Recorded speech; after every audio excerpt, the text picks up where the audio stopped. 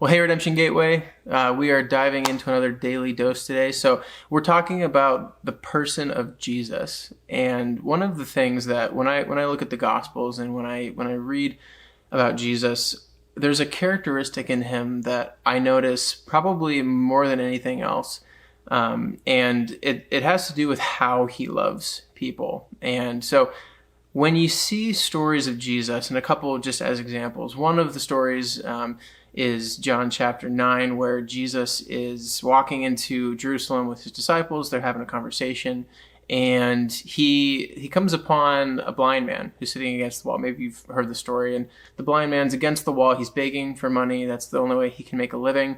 And as they're walking with him and his disciples, the disciples make a quick comment to Jesus, like, "Hey, Jesus," and they ask him this weird question, which is culturally made sense for them. But they ask Jesus, "Hey, Jesus, who sinned, this man or his parents?" Which what they were saying is, he's blind and there's got to be a reason. So who sinned? And that was the assumption back then. Essentially, in Hebrew culture, if somebody was born with a disability, the assumption was that somebody, either their parents or somebody in their family prior to their birth, had sinned, and God was now punishing them by crippling the baby. That was the assumption.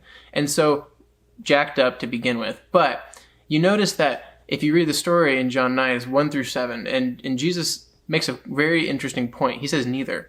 They say, who? Him or his parents? Who sinned? And Jesus says neither. He says this is actually a moment for God to reveal his glory. And so there's something interesting, though. If you watch how Jesus interacts with the disciples and with the blind man. Now notice the blind man hasn't had any part in the story yet. He's just the subject. He's the topic of conversation. But if you watch and you compare the disciples and Jesus, the disciples are very quick. They're very analytical. They want to almost just use the blind man as like a topic of like casual conversation, like just kind of a thing to discuss.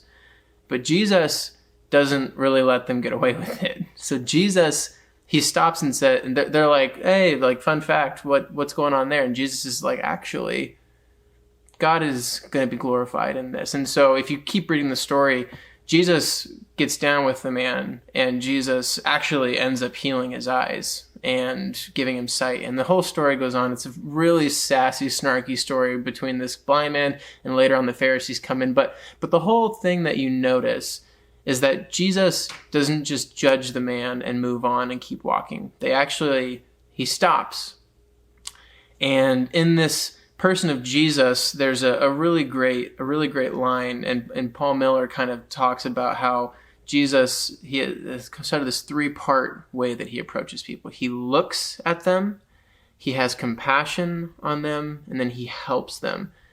And so that first one, look, that's the one I want to focus on, because Jesus' main method, if you watch, and you notice this in other stories too, Jesus looks, and to look at somebody and actually see them is very slow. It's very inefficient. It's very difficult at times. But Jesus often does this, and I like to say Jesus is almost always like looking to be interrupted. So there's usually a story and Jesus is on his way somewhere, and then somebody comes to him, or somebody has a problem, or they come across somebody. There's always an interruption, and that's always seems to be when Jesus is about to do something amazing. And what I noticed when I was reading these stories is Jesus is slow. He's not rushed. And I kind of was curious, like, I wonder why that is. And there's a great line by an author and pastor named John Mark Comer, and he says, "Hurry and love are incompatible. Hurry and love are incompatible." So the argument would be that if Jesus was in a hurry, he wouldn't be able to love the blind man. If Jesus were in a hurry, he would have rattled off a quick answer and kept walking past the blind man. But he doesn't. He stops. He's slow. Because he sees the blind man as a human being made in the image of God.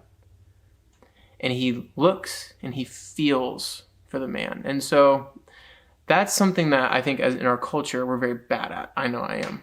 I'm very hurried. I like efficiency. I like things to be quick, simple, easy, and that often leads me to overanalyze and dismiss people. And Jesus doesn't do that. So the dilemma then is, well, now if that's like a cultural bias that I have, I've grown up in this fast-paced efficiency, information, knowledge-based culture, then how do I counteract that? And so I want to kind of draw your attention to one other story, and it's like 2 lines. It's Mark chapter 1, and it just says, "And while it was still dark very early in the morning, Jesus went out to a desolate place, and there he prayed." And that's like the whole point. That's like the story right there. And then like his disciples come looking for him because they can't find him. But I was curious, I wonder what would happen if I did that. I wonder what would happen if I just, when I got up in the morning, before I went to my phone, before I checked the news, before I checked my Instagram feed, before I did anything, what if I just got away to a place where nothing else was going to distract me, desolate, something where I was going to be alone, and I could be just present with the Father. If I could just be still. I wonder what that would do to me. So I've done that and I've tried that. And it's shocking how uncomfortable that is. Which for me shows me that I have an idol of hurry. So I want to encourage you today, Gateway, as you are going throughout your day, I want to encourage you, notice the places in your life, in your daily rhythms where you are hurried and unable to love people who are inefficient, who are inconvenient. And then maybe if you catch yourself, notice that and then ask yourself, how can I, in the same way that Jesus does, how can I slow down, actually see other humans as made in the image of God, as valued and loved, and how can I move with compassion like Jesus does towards them?